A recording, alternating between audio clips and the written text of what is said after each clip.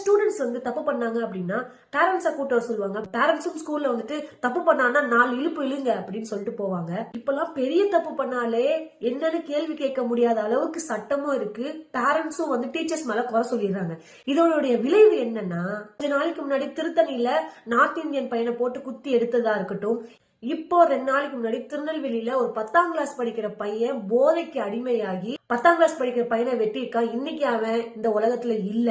இந்த வீடியோ பார்த்துட்டு இருக்க பேரண்ட்ஸ்க்கு என்னுடைய ஒரே ஒரு ரெக்வஸ்ட் தான், ஸ்கூல் படிக்கும் போது நிறைய தப்பான விஷயங்கள் இன்ஃபுளுன்ஸ் பண்ற அளவுக்கு இப்ப இருக்க சொசைட்டி இருக்கு. அதுல டீச்சர்ஸ் ஏதாவது ஒரு நல்ல விஷயம் சொல்லி கொடுத்தா தயவு செய்து அதை அலோ பண்ணுங்க. நீங்களே போய் என் பிள்ளைய நீங்க அடிக்காதீங்க, நீங்க ஸ்ட்ரிக்டா சொல்லி தராதீங்க அப்படின்ற கண்டிஷனை டீச்சர்ஸ்க்கு போடாதீங்க. வீட்லயும் அந்த பிள்ளைங்க என்ன பண்றாங்க, போன் பார்த்துட்டே இருக்காங்களா, போன்ல என்ன பண்றாங்க, அவங்களுடைய ஆக்டிவிட்டிஸ் என்ன அப்படிங்கறத ரொம்ப டீப்பா வாட்ச் பண்ணுங்க. சின்ன சின்ன பிள்ளைங்க எல்லாம் போதை பழக்கத்துக்கும் கஞ்சா பழக்கத்துக்கும் அடிமையா இருக்கிறத பார்க்கும்போது ரொம்ப கேவலமா இருக்கு. அப்ப ஸ்கூல் எதுக்கு, டீச்சர்ஸ் எதுக்கு, படிப்பு எதுக்கு? ஒரு மனுஷனா பார்க்கணும், அவனுக்கு மரியாதை கொடுக்கணும், அடுத்தவங்களுக்கு கெட்டது பண்றதை பத்தி யோசிக்க கூடாது, நல்லதே எப்பயும் பண்ணணும் அப்படிங்கறத சொல்லி கொடுக்கறதா இந்த கல்வி.